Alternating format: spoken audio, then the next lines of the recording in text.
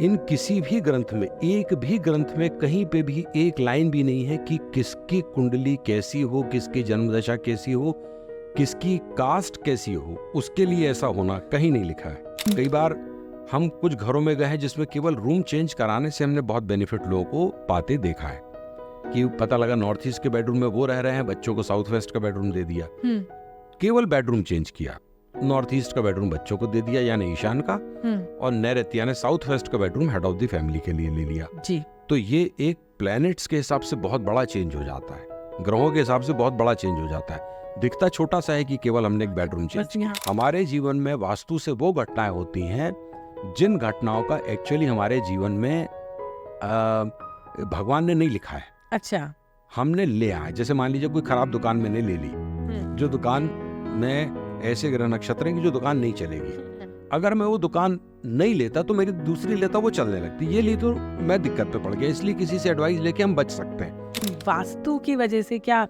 धन दौलत हम लोग अपनी बढ़ा सकते हैं क्या, ऐसा कुछ करके? सर, तो कोई रेमेडीज है क्या हमारे व्यूअर्स के लिए? तो आपका बहुत बहुत स्वागत है, मैं आ गई हूँ वापस से, और आज का एक टॉपिक है जो बहुत ही इंटरेस्टिंग है, वो है वास्तु। वास्तु शास्त्र एक ऐसा शास्त्र जिसके बारे में सब लोग जानना चाहते हैं और अपना घर बनवाने के टाइम सोचते हैं खिड़की कहाँ हो, दरवाजे कहाँ हो, सारी चीज़ें।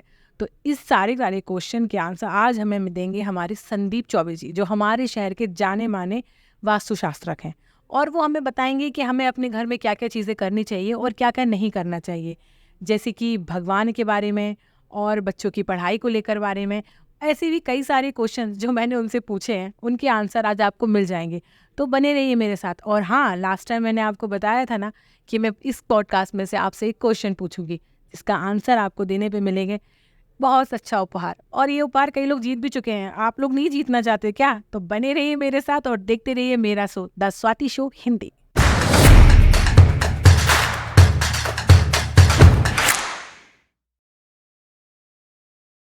तो स्वागत कीजिए हमारे शहर के जाने माने वास्तुशास्त्री संदीप चौबे जी का, जो आज हमारे सारे क्वेश्चंस के आंसर देंगे और हमें बताएंगे कि हमें अपने जीवन में वास्तु को कैसे डालना है। सर, आपका बहुत बहुत स्वागत है हमारे show. Thank you very much. कैसे हैं सर आप? बढ़िया, बिल्कुल बढ़िया जी। हम लोग शुरू करने के पहले कुछ ऐसी बेसिक्स चीज़ें हैं जो हमारे व्यूवर्स को बताना चाहेंगे, क्योंकि हर सब्जेक्ट का अपना एक आधार होता है। बिल्कुल। तो जैसे वास्तु को लेके आजकल बहुत क्यूरियोसिटी है लोगों के बीच, और कुछ कुछ चीज़ें ऐसी भी हैं कि पता नहीं चलती है, अपन मान लेते हैं। तो सबसे पहले तो आप हमारे व्यूवर्स को ये बताइए कि वास्तु होता क्या है? भवन निर्माण की हमारे यहाँ की सबसे प्राचीन पद्धति जो है, देखिए हर जगह पे एनर्जी आ रही है जी, बिल्कुल। ग्रह नक्षत्रों की भी आ रही है, सारे प्लैनेट्स की भी आ रही है जी। तो उस एनर्जी को बेस करके एक किसी स्ट्रक्चर को, किसी मकान को बनाने का साइंस है, जिससे उसकी शुभ ऊर्जाएं, हर ग्रह से शुभ ऊर्जा भी है और कुछ नेगेटिव एनर्जी। जी जी। तो निर्माण ऐसा किया जाता है कि जिसमें हम पॉजिटिव एनर्जी को तो रिसीव करें जी, मगर नेगेटिव एनर्जी है वो हमारे घर में ना आ सके। उसका पूरा का पूरा विज्ञान है, उसके पूरे के पूरे सिद्धांत हैं। तो ये पूरा होता है वास्तु शास्त्र जी, जो कम से कम हमें सनातन में रह रहे हैं तो इस्तेमाल करना चाहिए। इसके कुछ सिद्धांत भी होंगे कि हम इसे कैसे? हाँ, सिद्धांत भी हैं, और इसको यदि हम थोड़ा सा और समझना चाहें जी जी, कि हमने बोला कि वो सब ग्रह नक्षत्र की ऊर्जा लेते हैं, तो ये आधुनिक जगत को, मॉडर्न साइंस को ये कैसे पता लगा? जिस समय पिरामिड की खोज हुई, आधुनिक जगत के सामने पिरामिड जिस समय आए हैं, उस समय जो पूरी दुनिया भर के जो आर्कोलॉजिस्ट थे, साइंटिस्ट थे, वो जाके वहाँ पे रिसर्च कर रहे थे। मिस्र के पिरामिड्स में रिसर्च कर रहे थे जी। मैं वापस अपने स्ट्रक्चर पे आऊँगा जी। तो वहाँ पे क्रू मेंबर, जो वहाँ गर्मी बहुत रहती है इजिप्ट में, तो वहाँ वो लोग अपने साथ जो कुछ फल वगैरह लेके जाते थे, सेव वगैरह, वो लंच वंच के टाइम वो खाते थे अपने लंच के साथ में। एक दिन वो उन फलों को वापस लाना भूल गए, वहाँ छूटे रह गए। अच्छा, अंदर ही छूट गए। अच्छा, वहाँ गर्मी इतनी पड़ती है कि कोई भी चीज़ फ्रिज में अगर ना रखी जाए तो सुबह से शाम तक में ख़राब होना है उसको। अगले दिन जब वो लोग पहुँचे तो देखा सेव बिल्कुल फ्रेश रखे हुए। तो सबने आपस में डिस्कस किया और उसके बाद उसको जानबूझ के एक दिन के लिए और छोड़ दिया, तो अगले दिन भी वो फ्रेश रहे। अच्छा। तब एक नई रिसर्च, पिरामिड की रिसर्च तो अपनी जगह जिस लेवल पे चल रही थी वो चलती रही, फिर इस लेवल पे एक अलग रिसर्च शुरू हुई कि क्या पिरामिड किसी चीज़ के हरासमेंट को, क्षरण को रोकता है, तो प्रूफ हुआ कि हाँ रोकता है। मतलब जो ममीज में लेप वगैरह लगे थे वो तो इम्पोर्टेंट थे ही जी। उस बिल्डिंग की बनावट भी कुछ ऐसी थी जो अंदर किसी चीज के डिके को, क्षय को रोक रही थी, डिले कर रही थी। तब उस एंगल पे खोज हुई और ये पता लगा कि हाँ हर बिल्डिंग जो है वो पर्टिकुलर एनर्जी का रिसीवर होती है। तो इसके ऊपर फिर एक अलग रिसर्च हुई जिसको फिर बिल्डिंग बायोलॉजी का नाम दिया गया।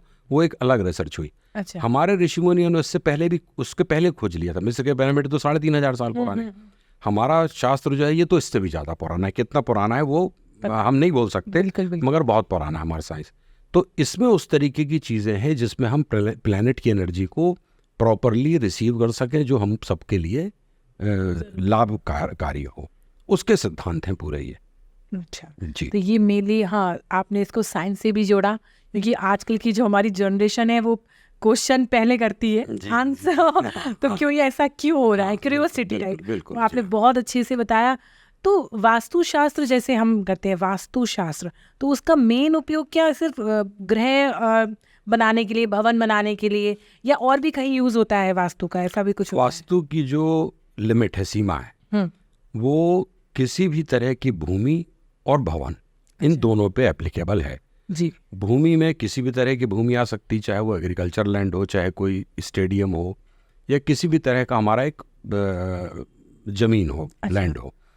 और दूसरा है स्ट्रक्चर, वो किसी भी तरह का हो सकता है, महल भी हो सकता है, किला भी हो सकता है, मंदिर भी हो सकता है, घर भी हो सकता है, बाकी हमारी कमर्शियल बिल्डिंग जो बनती है वो भी सब हो सकती है। तो वास्तु में ये सारी चीज़ें आती हैं। कि तो दूसरा मैंने कई बार सुना है कि वास्तु में दिशाएं बहुत अलग होती हैं, और जैसे हम में तो 4 ही दिशाएं मालूम है, पूर्व, पश्चिम, उत्तर, दक्षिण, अब पर वास्तु में इससे ज़्यादा दिशाएं होती हैं। तो थोड़ा हमारे व्यूवर्स को बताएंगे आप कौन कौन सी दिशाएं? दिशाएं, जो प्रमुख दिशाएं हैं वो 8 हैं। अच्छा। पूरब, पश्चिम, उत्तर, दक्षिण, ईशान, आग्नेय, नैऋत्य, वायव्य, ये 8 दिशाएं मूल दिशाएं हैं।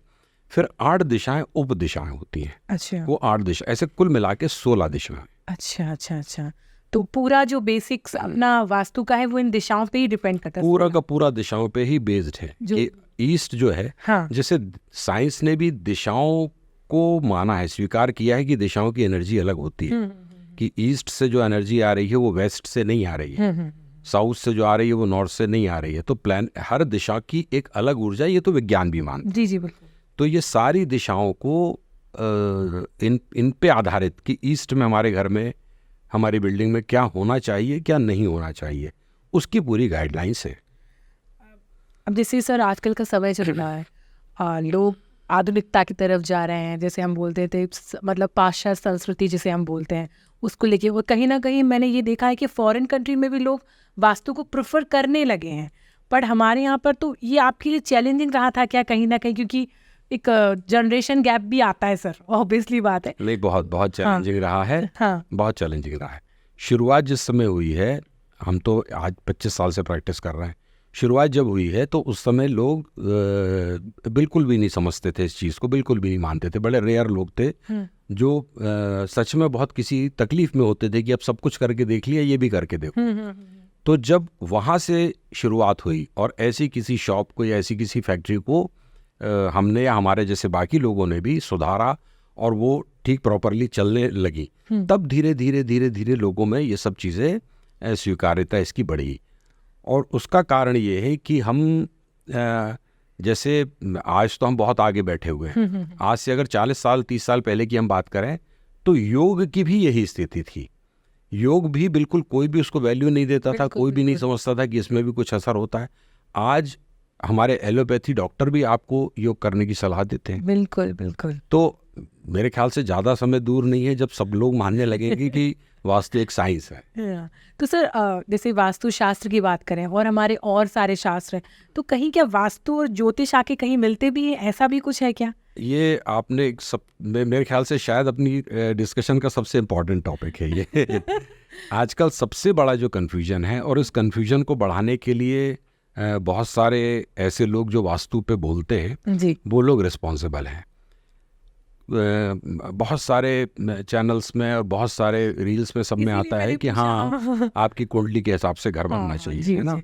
तो देखिए, एक घर जो बनता है वो घर बनता है 4-5-6 मेंबर्स होते हैं घर में, उन सब के लिए बनता है।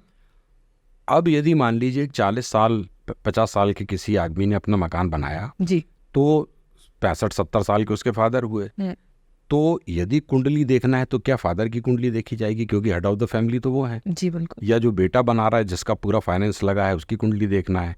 ये भी एक कन्फ्यूजन हो गया। कन्फ्यूजन, बिल्कुल बिल्कुल। अब यदि मान लीजिए फादर के हिसाब से उसने कुंडली मिला के घर बनाया, प्रकृति तो प्रकृति है जी। एक समय फादर को जाना है 10 साल 15 साल बाद 70-75-80 फादर जाएंगे।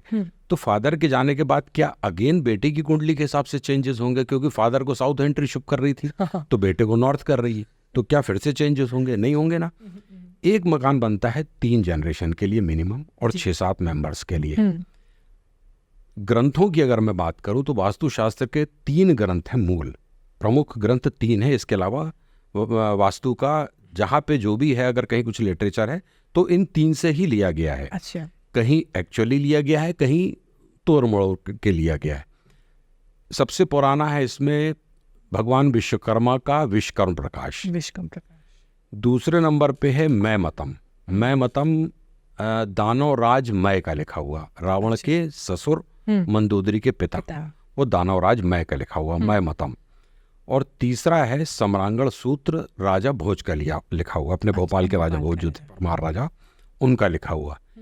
इन किसी भी ग्रंथ में, एक भी ग्रंथ में कहीं पे भी एक लाइन भी नहीं है कि किसकी कुंडली कैसी हो, किसकी जन्मदशा कैसी हो, किसकी कास्ट कैसी हो, उसके लिए ऐसा होना कहीं नहीं लिखा है। बेसिक प्रिंसिपल्स है कि हमारा किचन आइडियल प्लेस ये है, वो सबके लिए। अच्छा, कॉमन है। मास्टर बेडरूम आइडियल प्लेस सबके लिए है, बोरिंग की प्लेस आइडियल सबके लिए है। सबके सेकंड ऑप्शन भी है कि अगर मान लीजिए प्रायोरिटी वाली सबसे शुभ जगह पे मान लीजिए किसी कारण से वो चीज़ नहीं हो पा रही, तो उसका एक दूसरा ऑल्टरनेट भी है। मगर जो लिखे हैं वो शास्त्रों में लिखे हुए हैं। अच्छा। कुंडली के हिसाब से नहीं है, किसी की कुंडली के हिसाब से नहीं है। और भी चीज़ें हैं जिससे अपन सोच सकते हैं। एक कोई फैक्ट्री बनती है जिसमें 7-8 पार्टनर होते हैं जी, तो किसकी कुंडली में लाओगे आप? किराए की, शहर की अधिकांश दुकानें, किसी भी शहर का आप देख लीजिए, अधिकांश दुकानें किराए की होती जी बिल्कुल। तो किराए की दुकान मकान मालिक की कुंडली के हिसाब से बनेगी कि जो किराएदार है उसके हिसाब से बनेगी? तो कुंडली का और वास्तु का कोई लेना देना नहीं है। किसी ग्रंथ में कहीं कोई उल्लेख नहीं है, एक लाइन नहीं है कि उसकी कुंडली देखना। हॉरोस्कोप से इसका कोई, हॉरोस्कोप अपने आप में बहुत इंपॉर्टेंट है जी, मगर उसका वास्तु से रिलेशन नहीं है। वास्तु को हमारे शास्त्रों में एक रथ की तरह उदाहरण देके समझाया है। अच्छा, आज के परिप्रेक्ष्य में अपन कार बोल सकते हैं, ठीक है, कि एक कार का एग्जांपल अपन देते हैं कि जैसे एक कार है, हाँ, उस कार में अगर मान लीजिए एक चक्के में बेरिंग खराब है और वो बबल कर रही है जी, चलने में गाड़ी हिलती है, वो कोई भी चलाएगा हिलेगी। और उसको सुधारने का एक ही तरीका है, वो आपसे नाम भी नहीं पूछेंगे आपका मैकेनिक, आपसे कुंडली भी नहीं पूछेगा, बेरिंग बदल देगा। तो रथ की तरह है। फर्क ये है कि कार की यात्रा, कार की ट्रेवलिंग हमको दिखती है कि हम 300 किलोमीटर चले, 200 किलोमीटर चले। हाँ, भवन की यात्रा हमको नहीं दिखती है, मगर लोग बोलते हैं ना हम इस घर में 10 साल रहे, जी, तो 10 साल की जीवन यात्रा करी ना उसमें, तो 10 साल की ट्रेवलिंग उसमें हुई। तो एक साधन है वास्तु।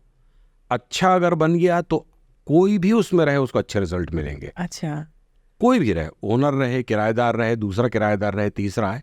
और यदि गलत बना है तो कितने भी किराएदार आए सब मुश्किल में पड़ेंगे। जैसे कई दुकानें ऐसी होती हैं, हर शहर में होती हैं, कि जो दुकानें 2-4 साल में नया दुकानदार आता है, काम करता है, असफल होता है, छोड़ के चला जाता। फिर कोई नया आता है, फिर 3-4 साल मेहनत करता है, फिर वो असफल होकर निकलता है।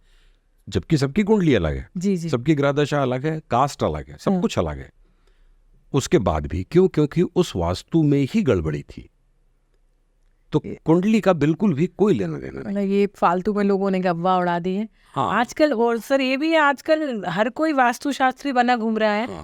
क्योंकि थोड़ा बहुत जो आपने जैसे ग्रंथों के नाम लिए या आपने बताया कि किसने कौन सा लिखा है, ऑब्वियसली बात है सर, आपने पढ़ाई करी है और आपने उन चीज़ों को अच्छे से लेन करा है। बट आजकल के लोग थोड़ा सा देख के, मोबाइल से सीख के और कुछ भी करने लगे। मैडम आजकल वास्तु के 15-15 दिन के कोर्स हो रहा है। 15 दिन में आके फ्रेश कोर्स जो बोलते हैं, हाँ, उसमें वो डिग्री देते हैं। अच्छा, गुरुजी की डिग्री देते हैं, कहीं वास्तु एक्सपर्ट की डिग्री देते हैं। और 15 दिन की जो उनकी कोचिंग होती है वो 3 घंटे की क्लास होती है। अब 3 घंटे में कोई कैसे सीखेगा आप बताइए। और वो निकल के आते हैं और वो अपने आप अच्छा, और उनने पढ़ा क्या है, जो बुक पर्टिकुलर उस बंदे ने जो उनको सिखा रहा है वास्तु उसने लिखी है। अच्छा। मूल ग्रंथ इनके हाथ में ही नहीं आया। अच्छा, जो उनके सर है मतलब। हाँ बस उनकी लिखी। जैसे कल को मान लीजिए मैं अपनी कोई बुक छापूं जी बिल्कुल। और मैं लोगों को ट्रेनिंग दूं और उनको डिग्री देने लगूं और उनको मैं अपनी बुक पकड़ा दूं, तो मूल ग्रंथ तक तो वो पहुंचेंगे ही नहीं, कभी पहुंच ही नहीं सकते। और एक्चुअली वो जो वही किताबें हैं वो पढ़ पढ़ के लोग एडवाइस करने निकालते हैं। तो यार ये चीज़ हो गई। तो इससे तो सर कोई सोल्यूशन ही नहीं होता होगा ना फिर तो कोई मतलब वही है। अरे सर हम लोग आगे बढ़े इसी सब चीज़ों में, तो कुछ आप कुछ ऐसा बता सकते हैं कि जैसे जो दिशाओं के अनुसार, जैसे मैं पूछूं कि एक नॉर्मल घर अगर कोई बना रहा है, मान लीजिए सर आजकल तो करोड़ों के घर बनते हैं, पर कई लोग नॉर्मल लोग हैं कि लेकिन उन्हें वास्तु पे विश्वास है कि हम वास्तु के हिसाब से घर बनाएं, तो सर कैसे मतलब अपन को एंट्री से लेके थोड़ा सा, जैसे मेन पूजा घर होता है हमारे घर का और रसोई, मेरे हिसाब से ये चीज़ें बहुत ज़रूरी हैं, बाकी तो सब रहता है, पर ये 2 चीज़ें कैसे सर हमें कौन सी दिशा में, मतलब आप थोड़ा सा हमारे व्यूवर्स को बता दें। एक तो सबसे पहली चीज़ जी कि जो अपन सोशल मीडिया में और ये रील में जो देखते हैं उनको देख के लगता है कि वास्तुशास्त्र बहुत कॉम्प्लिकेटेड है, जबकि ये बहुत इजी साइंस है, ये बहुत इजी है। अगर नया मकान बनाते में केवल 4-5 चीज़ों का ध्यान रख लिया जाए तो मकान अच्छा ही बनेगा। जरूरी नहीं आप हर बार एक्सपर्ट को हायर करिए। अच्छा नॉर्थ ईस्ट बहुत इजी साइंस है। नॉर्थ ईस्ट में पूजा होना चाहिए। अच्छा नॉर्थ ईस्ट में वाटर टैंक और बोरिंग होनी चाहिए मकान के बाहर। बोरिंग और वाटर टैंक नेचुरली बाहर बनेगा। बेसिक घर के नॉर्थ ईस्ट में पूजा घर होना चाहिए, यानी ईशान में। ईशान कौन पे? आग्नेय यानी साउथ ईस्ट में किचन होना चाहिए। किचन के ऊपर टॉयलेट नहीं होना चाहिए। अच्छा ठीक है। अब जो सीढ़ियां हैं वो सीढ़ियां दक्षिण में या पश्चिम में होना चाहिए, साउथ या वेस्ट में होनी चाहिए। अच्छा। और बेडरूम्स वेस्ट में होना चाहिए, साउथ वेस्ट में, नॉर्थ वेस्ट में, नॉर्थ में, साउथ में, जहाँ स्कोप मिलता है वहाँ बेडरूम बनाइए। इतना बेसिक भी अगर कोई फॉलो कर लेता है तो मकान अच्छा बनेगा। अच्छा ही बनेगा। अब बहुत सारी चीज़ें हैं जो ये सब छोटी छोटी बुक्स में और उसमें रहती हैं। हाँ। कि वो दरवाज़ा इतने इंच छोड़ के लगाएं, खिड़की इतने इंच छोड़ के लगाएं, वो बड़ी इमटेरियल चीज़ें हैं। अच्छा, वो इमटेरियल चीज़, मतलब आपने एक बेसिक चीज़ फॉलो कर ली, मकान आपका अच्छा बनेगा। बेसिक फॉर्मूला आपने हमारे व्यूवर्स को बता दिया है, तो अगर वो ही फॉलो करें तो ही बहुत है, तो ही बहुत। क्योंकि सर घर में नेगेटिव और पॉजिटिव दोनों टाइप के रहते हैं। क्योंकि कई बार जैसे मैं ही कहीं गए सर, अगर हम किसी अच्छी जगह जाएं जहाँ का एटमॉस्फेयर तो पॉजिटिव वाइब्स आएंगे, और कई बार किसी घर में जाके लगेगा कब यहाँ से बाहर निकले, ये समटाइम। तो ये वास्तु से रिलेटेड ही सारी चीजें। बिल्कुल एक फील होता है। ईश्वर ने हमको एक छठी इंद्री दी है, किसी की ज्यादा सक्रिय होती है, किसी की कम सक्रिय होती है, मगर फील आता है। ये तो मकान का आपने बोला, मैं सभी लोगों को बोलता हूँ, आंख में पट्टी बांध के किसी को आप मंदिर ले जाइए और उसके बाद उसको हॉस्पिटल ले जाइए। वो दोनों जगह से पूछिए कि कहाँ अच्छा लगा, दोनों जगह आंख में पट्टी लगी है। वो बोलेगा मंदिर जहाँ पहुंचे थे वहां मुझे फील अच्छा आया। हाँ, मन खुश तो रहता है। नहीं, अंदर से पता लगता है, अंदर से पता लगता है। तो ऐसे ही होता है किसी घर में अगर अपन जाते हैं तो उस घर में यदि मान लीजिए नेगेटिव एनर्जी है तो वो हमको वहाँ पे विचलित करती है, हमको ज़्यादा देर वहाँ बैठने का मन नहीं होता है। तो ये होता है। और फिर जब हम ज़्यादा उसको डीपली स्टडी करते सब करते तो वो क्यों है ये भी हम जानने लगते हैं कि किस कारण है। उस चीज़ को ठीक करो तो वो चीज़ ठीक हो जाती है, वो नेगेटिविटी को हम दूर कर सकते हैं। अब सर जैसे हम बात करें कि आपने बता दिया घर बनते टाइम का, अब सर मान लीजिए कोई फ्लैट्स में रह रहा, आजकल फ्लैट कल्चर बहुत ज़्यादा है, या किसी ने कोई घर खरीदा तो चलिए वो बात अलग हो जाती है, घर में तोड़फोड़ कर सकता है इंसान, पर सर फ्लैट में बिल्कुल तो सर हो नहीं सकती है। तो सर फ्लैट में कैसे करेंगे हम लोग? वास्तु में 2 चीजें होती हैं, इनफैक्ट 3 होती हैं। एक होती है भूमि, एक होता है भवन, और तीसरा होता है इंटीरियर, आंतरिक व्यवस्था। अगर हम जमीन लेके बना रहे हैं तो उसमें भूमि भी आ गई, मगर फ्लैट है तो उसमें भूमि हमारी है ही नहीं। हमारे पास केवल भवन है और इंटीरियर है। भवन बन चुका है, उसमें हम कोई चेंज कर नहीं सकते। तो इंटीरियर से अपन बहुत सारी चीज़ों को बैलेंस कर सकते हैं। इंटीरियर में क्या क्या होता है, जैसे मान लीजिए 3 रूम्स हैं घर में, फ्लैट में, तो उसमें वेस्ट साइड के जो रूम है वो हेड ऑफ द फैमिली को लेना चाहिए, जो मेन अर्निंग मेंबर है। ठीक है। साउथ वेस्ट का मिल जाए सबसे अच्छा। कई बार हम कुछ घरों में गए हैं जिसमें केवल रूम चेंज कराने से हमने बहुत बेनिफिट लोगों को पाते देखा है, कि पता लगा नॉर्थ ईस्ट के बेडरूम में वो रह रहे हैं, बच्चों को साउथ वेस्ट का बेडरूम दे दिया। केवल बेडरूम चेंज किया, नॉर्थ ईस्ट का बेडरूम बच्चों को दे दिया यानी ईशान का, और नैऋत्य यानी साउथ वेस्ट का bedroom head of the family के लिए ले लिया जी। तो ये एक प्लैनेट्स के हिसाब से बहुत बड़ा चेंज हो जाता है, ग्रहों के हिसाब से बहुत बड़ा चेंज हो जाता है।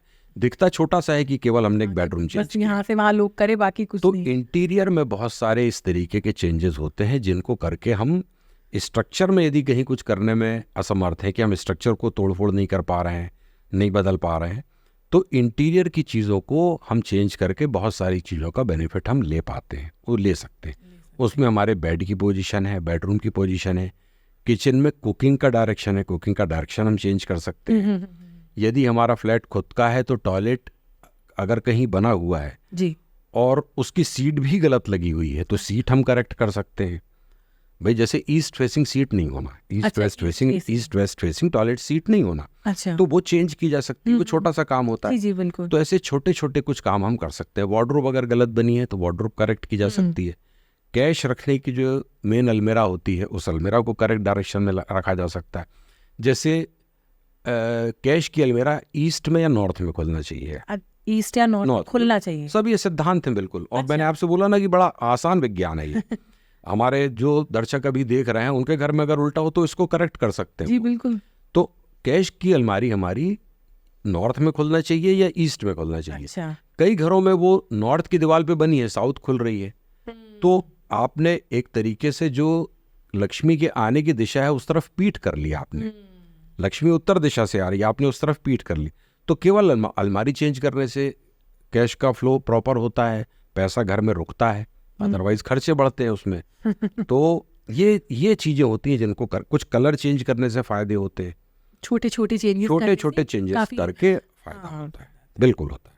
सर जैसे आगे बढ़ते हैं, कई बार हम लोगों ने प्रवेश द्वार को लेके लोगों में डिस्प्यूटेड सुने हैं। जैसे कई लोगों का बोलना है कि घर का प्रवेश द्वार पूर्व या पश्चिम होना चाहिए और ऑफिस फैक्ट्री जैसे जो मतलब जो जगह वर्किंग प्लेस होते हैं वहाँ की अलग दिशा होनी चाहिए। तो क्या ये सही है या फिर सबका पूर्व भी पश्चिम होना चाहिए? जो हमारे मूल शास्त्र हैं जी, उन शास्त्रों में कहीं भी ये नहीं लिखा गया है कि कौन सी दिशा की प्रॉपर्टी अच्छी होती है। अच्छा, सिद्धांत है जी। सिद्धांत चारों दिशाओं के लिए एक से हैं, चारों दिशाओं के लिए एक से हैं और चारों दिशाएं अच्छी हैं। ये भी एक गलत धारणा है। बहुत सारे लोग दक्षिण मुखी प्लॉट या मकान खरीदने से डरते हैं, नहीं लेना चाहिए। मैं ये नहीं बोल रहा हूँ कि वो अच्छा ही होगा, मगर ये सोचना कि दक्षिण मुखी है तो बुरा ही होगा, ये गलत बात है। या पूर्व मुखी है तो अच्छा ही होगा, ये भी सोचना ठीक नहीं है। पूर्व मुखी प्रॉपर्टी भी खराब हो सकती है। अच्छा। जहां तक हम मुख्य द्वार की बात करें, हर दिशा में कुछ सेक्शन ऐसे होते हैं, कुछ स्थान ऐसे होते हैं जहां पे दरवाजा नहीं होना चाहिए। अच्छा। अगर हम उदाहरण के लिए केवल पूरब दिशा को लें तो पूरब दिशा में हमारी जो भी पूरब दिशा की चौड़ाई है उसमें सेंटर से मतलब 50% से टुवर्ड्स नॉर्थ ईस्ट के दरवाजे अच्छे होते हैं, टुवर्ड्स साउथ ईस्ट के दरवाजे अच्छे नहीं होते हैं। तो ऐसे ही हर दिशाओं के हैं। हर दिशाओं में कुछ स्थान ऐसे होते हैं जो दरवाजे के लिए, मुख्य द्वार के लिए शुभ होते हैं, कुछ शुभ नहीं होते हैं। वो डिपेंड करता है प्लॉट की, मकान की चौड़ाई और लंबाई कितनी है उस पे। मगर ये सोचना कि दक्षिण है तो खराब ही होगा, पश्चिम है तो खराब ही होगा, ऐसा नहीं। दिशा कोई भी खराब नहीं है, दिशा सारी अच्छी है। कि कई बार देखा गया ना सर कि जब मैंने जैसे हम लोग भी कभी कोई खरीदने कोई बात जाए तो अरे वो देखो उसका देखा तुमने फेसिंग कौन सा है, वो सही है कि नहीं है। अरे फिर कोई हमारे रिश्तेदार थे उनने लिया था तो उनका ऐसा, या आपको सारी एग्जांपल बहुत सारे, बहुत ज्यादा भाई दक्षिण मुखी अगर कोई ले लेता है तो उसके हमारे पास साउथ फेसिंग वाले ज्यादातर लोग जो आते हैं सलाह लेने के लिए, वो बेचारे कहीं ना कहीं से बुरी चीजें सुन के ही आते हैं। उनके किसी रिलेटिव ने बोल दिया अरे साउथ फेसिंग ले लिया, उनके किसी दोस्त ने बोल दिया, किसी उनके बिजनेस फ्रेंड ने बोल दिया, तब वो घबराते हैं, तब किसी वास्तु वाले को ढूंढते हैं। तो वहां जाके उनको पहले समझाना पड़ता है कि साउथ फेसिंग हमेशा खराब नहीं होता। अब यदि मैं साउथ फेसिंग की बात करूं, हमारे जो हिंदू राजा थे 1000 साल के पहले, अच्छा, वो क्यों हारे वो एक अलग बात है, उस पे टॉपिक अपन बाद में बात करेंगे। मगर उन्होंने जो क्रिएशंस की हैं, जो टेम्पल्स बनाए हैं, जो केव्स बनाई हैं, रॉक कट आर्किटेक्चर है, बड़े बड़े महल किले बनाए हैं जो आज भी अद्वितीय खड़े हुए हैं। बहुत अच्छी कंडीशन में जयपुर राजस्थान के अपने पूरे किले वगैरह हैं, बहुत अच्छी स्थिति में, अपन जाके देख सकते हैं। इतनी भव्यता, मतलब आज कोई पर्टिकुलर आदमी बनाना चाहे तो नहीं बना सकता, गवर्नमेंट भी चाहे तो उसके लिए टफ है ये सब स्ट्रक्चर, ये सब प्रोजेक्ट बनाना, है ना। उन लोगों ने जो सब क्रिएशन की, अधिकांश राजाओं के राजमहल दक्षिण मुखी है। अच्छा, जी हाँ, अधिकांश राजाओं के राजमहल दक्षिण मुखी है। तो दक्षिण दिशा खराब होती है, ये बिल्कुल मिथ्या है, भ्रांति है ये। मतलब बहुत बड़ा मिसकंसेप्शन है ये सब चीजों को लेकर, खराब होती है क्योंकि लोग कई बार सर लोगों के प्लॉट बिकते नहीं है इसी वजह से। नहीं, साउथ फेसिंग प्रॉपर्टी आज भी सस्ती होती है। एक कैंपस में एक कॉलोनी आप जाएंगे, वहाँ यदि बाकी प्रॉपर्टी का 1 रुपया रेट चल रहा है तो साउथ फेसिंग का 75 पैसे 80 पैसे रेट होगा। 10-15%, 20% वो कम रेट में बिकती है। अच्छा, तो साउथ फेसिंग लोग डरते हैं, परचेजर कम होते हैं। कई बार तो हम जैसे किसी को बोलते भी हैं कि आप ये ले लीजिए, तो भी वो नहीं लेते। 15 दिन बाद फोन आता है कि भैया को दूसरा प्लॉट भी देखा है, वो देखना है। पता लगा फिर ईस्ट फेसिंग पे ही वो आके अटक गए। तो साउथ फेसिंग में लोग अब सभी ईस्ट लेने के साथ तो वेस्ट और नॉर्थ कहाँ जाएंगे? नहीं, देखिए अगर खराब होते तो मुझे भी बोलने में 1 मिनट नहीं लगता कि खराब होते। सही बात। हाँ, जैसे खराब कौन से प्लॉट होते हैं जो चौकोर नहीं होते। चौकोर मतलब वर्गाकार हो या आयताकार हो। अच्छा, दोनों हो सकते हैं। हाँ, मगर चौकोर हो, यानी चारों कोने जो है उसके 90 डिग्री पे होने चाहिए। मतलब जो एक कोने टाइप निकले तो वो नहीं निकला हो, मतलब स्क्वायर, बिल्कुल चौकोर, बिल्कुल पूरा चौकोर, बॉक्स जैसा होना चाहिए। और वो सब तरफ लंबाई में भी होना चाहिए, दोनों तरफ से बराबर हो, आमने सामने से। हाँ, मतलब यदि उसकी नॉर्थ साउथ की जो लंबाई है वो सेम हो और ईस्ट वेस्ट की लंबाई सेम हो, ये दोनों आपस में सेम हो, ये दोनों आपस में सेम। अच्छा अच्छा, वो प्लॉट जैसे 30-60, हाँ, तो ईस्ट भी 30 मिले, वेस्ट भी 30 मिले, नॉर्थ भी 60 मिले, साउथ भी 60 मिले, ऐसा। अब ये साइज कुछ भी हो सकता है, आड़ा भी हो सकता है, 60-30 भी हो सकता है, मगर चारों कोने हमारे 90 डिग्री पे होने चाहिए। कोई कोना आगे निकला है, कोई कोना कटा है, या कहीं तिरछापन है, ये प्लॉट अच्छे नहीं।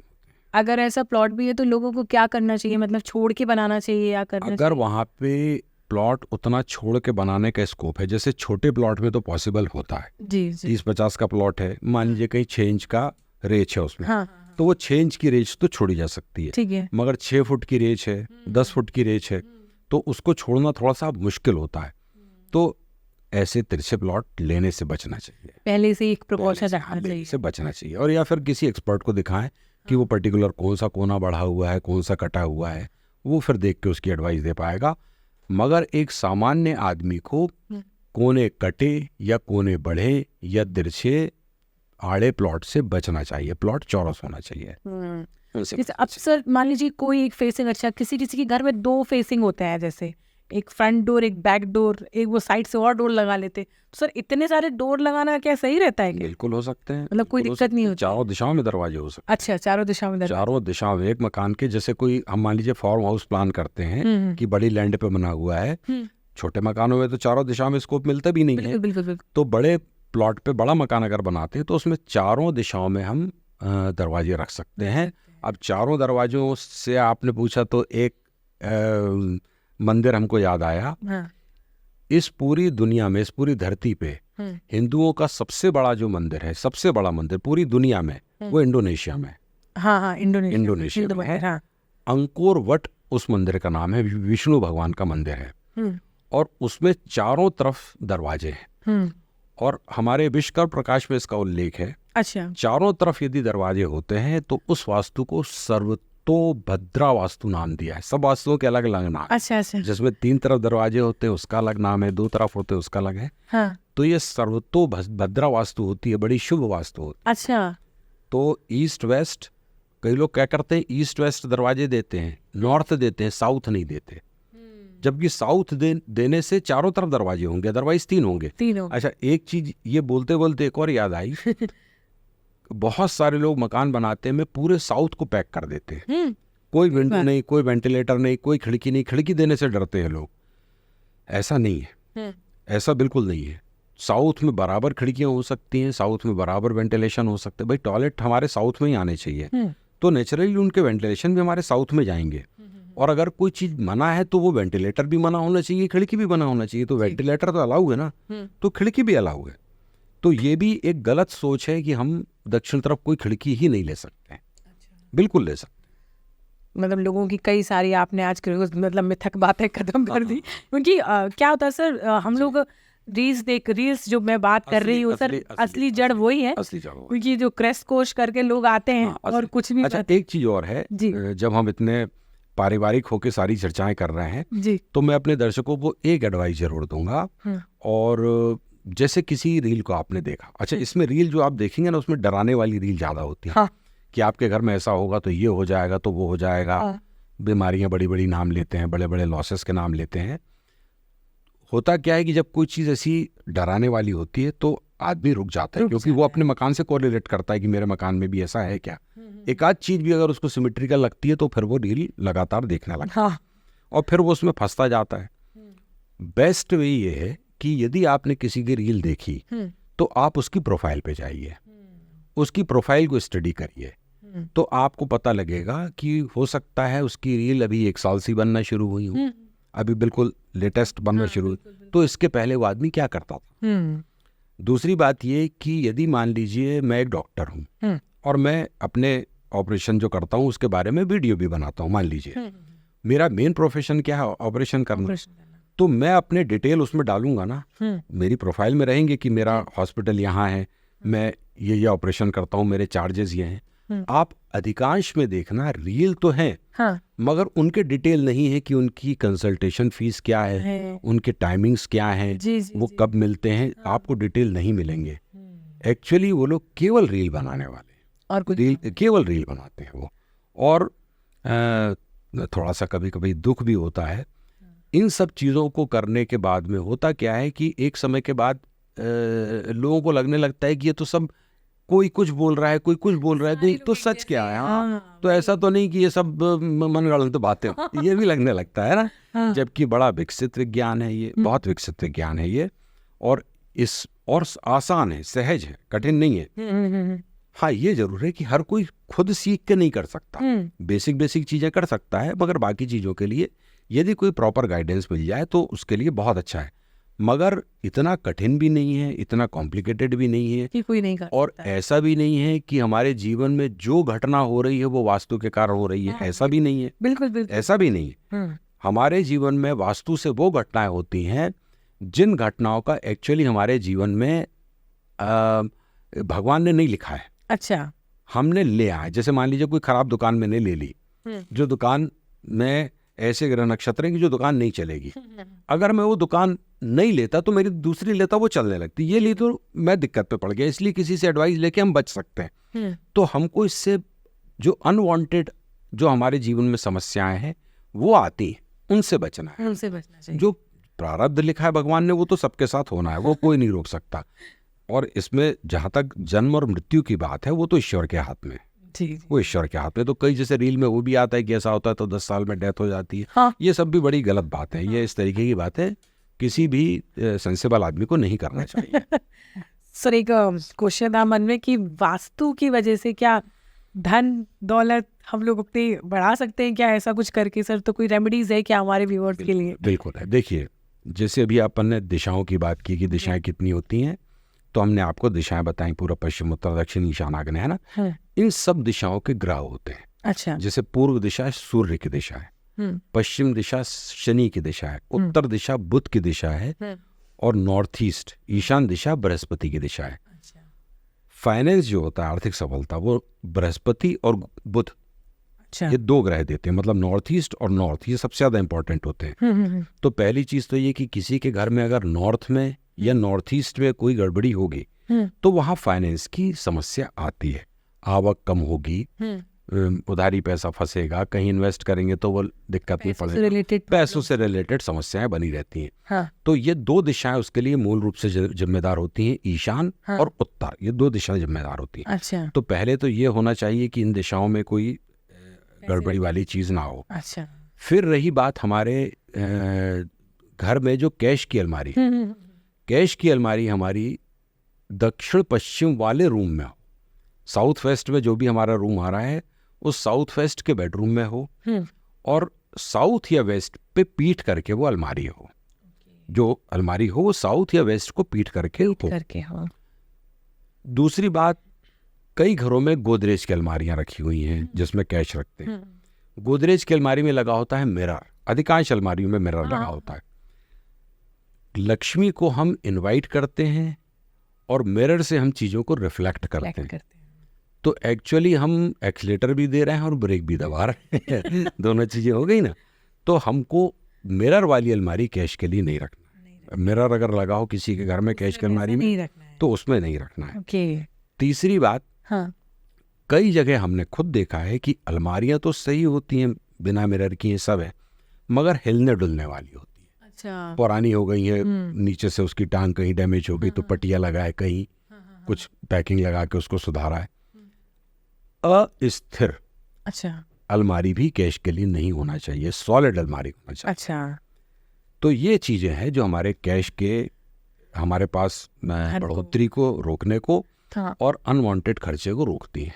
अब सर के वास्तु से ऐसा भी होता है, घर में कोई बीमार है तो बीमारी पे भी अंतर आता है। अगर कई बार मैंने सुना है कि वो हमारे पापा जी इतने सालों से बीमार थे, हमने बस ये चीज़ ऐसे से ऐसे कर दी तो इनकी तबीयत ठीक हो गई, तो ये सच में होता है या बस लोगों का दिमाग है कि नहीं ऐसा कर दो तो ऐसा हो जाता है? बीमारियों का संबंध वास्तु से है। अच्छा। बीमारियों का संबंध है वास्तु से।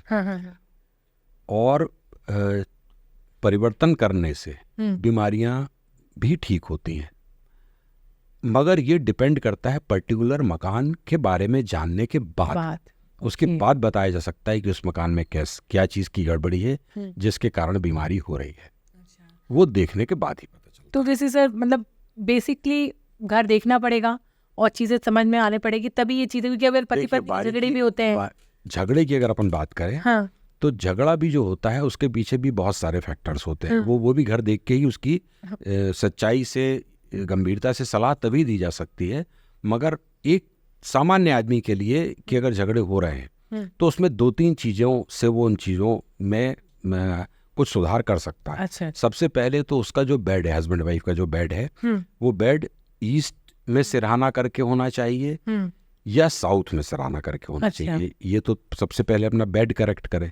दूसरा, बेड आजकल बॉक्स वाले ही होते हैं और बॉक्स वाले बेड में भी बहुत सारा सामान होता है, कपड़ों के अलावा भी होता है। हमने तो ऐसे घर भी देखे हैं जिनमें उनके गुरु थे, उन गुरु का लिटरेचर रखा हुआ था उस बेड के अंदर। अब जिस बेड पे अपन सो रहे हैं उसमें गुरु का लिटरेचर, उनकी दी हुई मालाएं, किताबें, तो कैसे आप सुखी रहोगे, कूल कैसे रहोगे?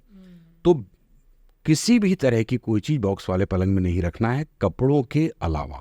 अच्छा। केवल कपड़े हो सकते हैं, पहनने के, ओढ़ने के, हमारे पुराने कपड़े, बच्चों के कपड़े, कोई भी कपड़े भर सकते हैं, मगर केवल कपड़े। ना हमारे शादी के फोटो के एल्बम होने चाहिए। भगवान से रिलेटेड तो कोई चीज भूल के भी ना रखे। खिलौने होते हैं, क्रॉकरीज होती हैं, ये कुछ भी ना रखें। अच्छा, सिर्फ कपड़े रखें, केवल कपड़े रखें।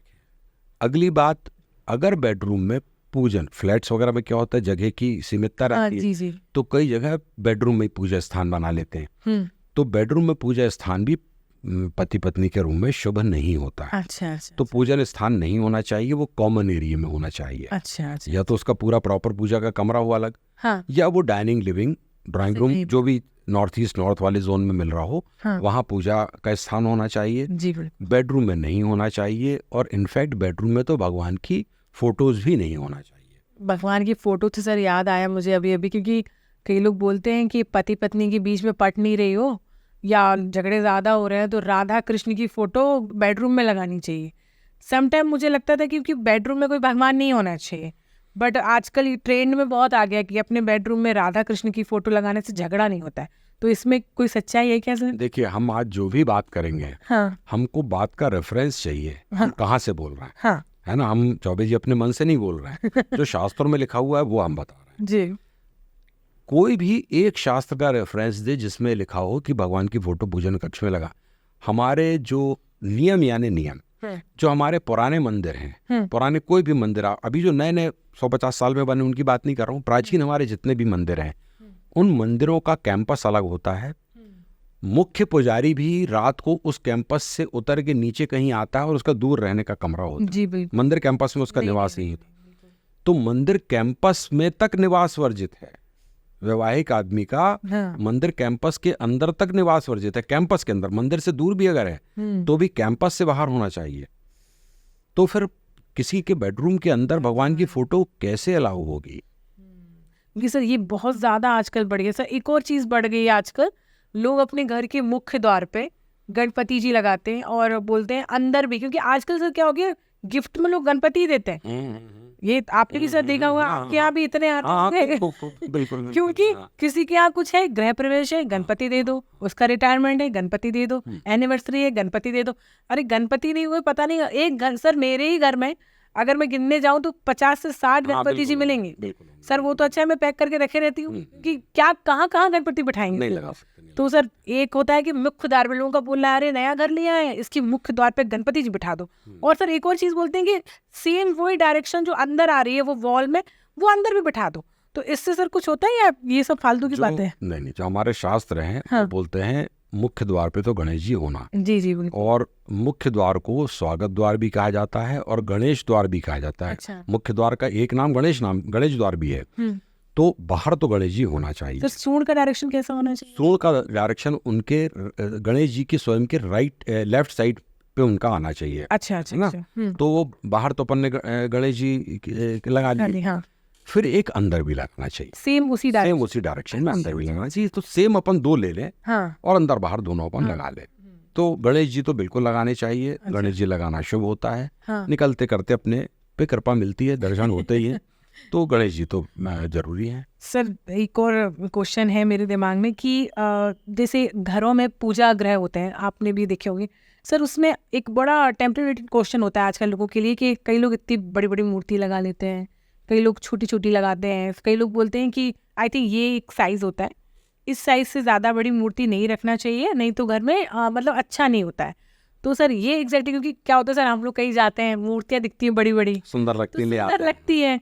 अब लेकिन वही है कि घर वाले बोलते हैं या सब लोग बोलते हैं कि नहीं लाना चाहिए, पूजा नहीं करनी चाहिए। पर सर कई लोगों के यहाँ जैसे हम जाए तो बड़ी बड़ी रखी हैं, तो सर ये कैसे मैनेज करें? अगर पसंद आ रही है तो क्या पूजा नहीं करें, क्या नहीं करें, थोड़ा इसके बारे में बता दीजिए। ये जो साइज आपने बोला कितनी बड़ी होना या कितनी होना, हाँ, ये साइज जो आया वो कहाँ से आया कि एक पर्टिकुलर साइज से बड़ी मूर्ति मंदिर में होती है, वहाँ से साइज का कंसेप्ट आया। वो भी हालांकि सही नहीं है भी, एक्चुअली जो क्या है वो मैं आपको बता रहा हूँ जी। मंदिर में होती हैं पत्थर की मूर्तियां, पाषाण की। घरों में पत्थर की मूर्तियां वर्जित हैं। तो घर में पत्थर की मूर्ति तो चाहे इतनी बड़ी हो तो भी नहीं होना, उससे बड़ी हो तो भी नहीं होना। पत्थर मतलब मार्बल, ग्रेनाइट या कोई भी ऐसा मटेरियल जो गिरने पे टूट सके, ऐसे मटेरियल के, फाइबर की हो सकती है, किसी और भी मटेरियल की हो सकती है, फोटो फ्रेम में हो सकती है, किसी भी धातु की हो सकती है, पीतल, अष्ट धातु, कांसा, चांदी, कोई भी हो सकती है। पत्थर की मूर्ति मना है। अब यदि हम मेटल की कोई मूर्ति लाते हैं तो मेटल की मूर्ति भी हमको 9-10 इंच से ज़्यादा की मूर्ति घर में नहीं रखना चाहिए। नहीं तो हमारे घर में होता है पूजन स्थल, हम उसको भले मंदिर का कमरा बोलते हैं मगर वो मंदिर नहीं है। अच्छा। मंदिर के नियम सिद्धांत अलग हैं, घर के पूजन के नियम सिद्धांत अलग हैं। तो हमारे घर में होता है पूजन स्थल, तो इसमें तो हम प्रतिमाएं छोटी छोटी ही रखें, अधिकांश हम फोटो फॉर्मेट में रखें। प्रतिमाएं जो भी लें वो अंदर से हॉलो ना हो। आजकल कास्टेड बनने लगी हैं, पोली नहीं, तो पोली होती हैं। तो वो पोली नहीं होना चाहिए, सॉलिड होना चाहिए, भले हम छोटे साइज के लें। अच्छा। मंदिर जो घर में हम बनाते हैं, पूजन स्थल जो बनाते हैं, वो भी पत्थर का नहीं होना चाहिए, लकड़ी का बनना चाहिए। कई लोग मार्बल का खरीद के ले आते हैं ना, तो वो भी ठीक नहीं होता है। लकड़ी का मंदिर होना चाहिए, पत्थर की चीज केवल मंदिर में होती है।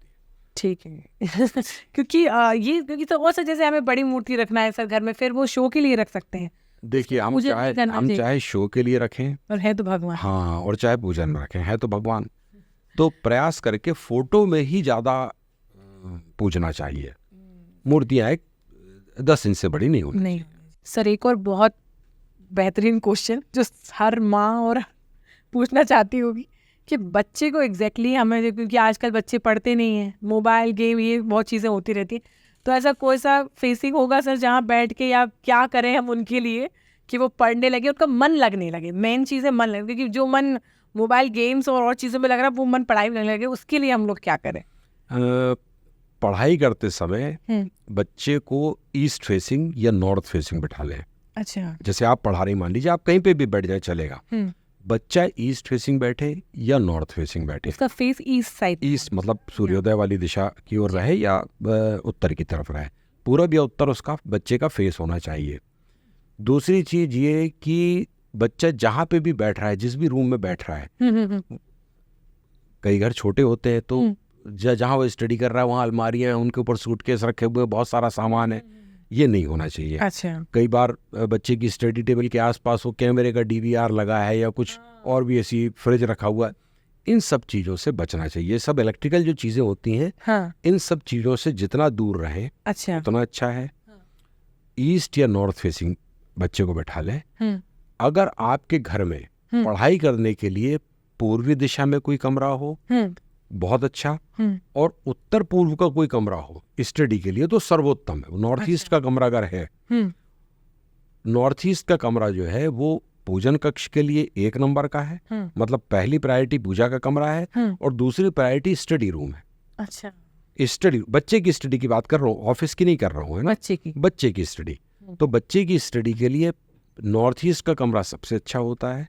अदरवाइज ईस्ट सेंटर का कोई प्लेस मिलता है तो उसमें भी अपन ईस्ट या नॉर्थ फेसिंग बिठा के बच्चे को पढ़ा सकते हैं। दूसरी चीज ये कि जिस भी कमरे में बच्चा बैठ के पढ़ रहा हो, उस कमरे में उसके बैठक के ऊपर कोई बीम ना आ रही हो। कई बार ये होता है ना, बीम क्रॉस होती है ऊपर से जो छत पे रहती हैं, वो बीम ना हो बच्चे के ऊपर। और यदि उस कमरे का कलर क्रीम कलर के आसपास हो तो और अच्छा है। अच्छा, शिक्षा का स्वामी है बृहस्पति और बृहस्पति का रंग है पीला जी। तो क्रीम जो है वो पीले की ही फैमिली का है। तो क्रीम कलर के आसपास यदि उसकी दीवारें होंगी तो बहुत अच्छा है।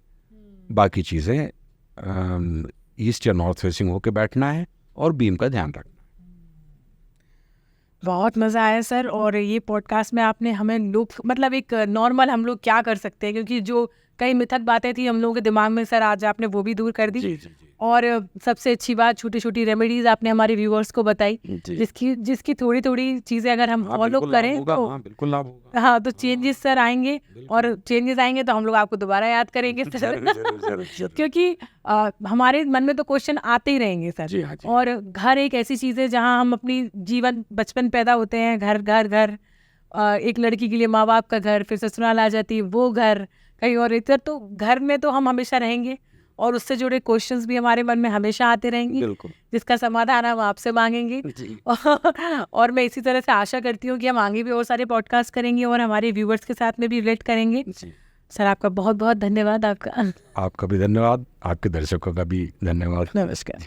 तो ये था हमारा आज का पॉडकास्ट। मैं आशा करती हूँ कि आप लोगों को बहुत पसंद आया होगा, क्योंकि ऐसी इन्फॉर्मेशन आपको कहीं मिल जाए वो कहीं नहीं, यहीं मिलेगी स्वाति शो में। और एक क्वेश्चन भी जिससे आपको मिलेगा प्यारा सा उपहार। तो मेरा आज का क्वेश्चन है कि बच्चों को पढ़ाई करते टाइम अपना फेस किस ओर रखना चाहिए और बच्चे की पढ़ाई से रिलेटेड हमें क्या क्या चीजें करनी चाहिए, ये हमारे संदीप चौबे जी ने हमें बताया। तो जो कोई भी लकी विजेता ये चीजें बताएगा उसे हमारी तरफ से यानी कि TSS स्वाति शो की तरफ से एक बहुत प्यारा उपहार मिलेगा। तो दीजिए जवाब और ले जाइए उपहार। हमारे लास्ट एपिसोड के लकीस्ट पर्सन है मिस्टर सत्यम पटेरिया। कॉन्ग्रेचुलेशन। और बने रहिए मेरे साथ द स्वाति शो और मुझे फॉलो कीजिए, सब्सक्राइब कीजिए और बेल आइकन दबाना मत भूलिएगा। Okay bye.